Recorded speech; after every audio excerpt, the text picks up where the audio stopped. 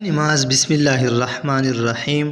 حضرت عبداللہ بن عباس رضی اللہ تعالیٰ عنہ سے کسی نے پوچھا کہ ایک شخص دن بھر روزہ رکھتا ہے اور رات بھر نفلیں پڑھتا ہے مگر جمعہ اور جماعت میں شریک نہیں ہوتا، اس کے متعلق کیا حکم ہے؟ آپ رضی اللہ تعالیٰ عنہ نے فرمایا کہ یہ شخص جہنمی ہے۔ فائدے میں شیخ صاحب لکھتا ہے گو ایک خاص زمانے تک سزا بھگتنے کے بعد جہنم سے نکل آئے کہ بہرحال مسلمان ہے مگر نامعلوم کتنے عرصے تک پڑا رہنا پڑے گا۔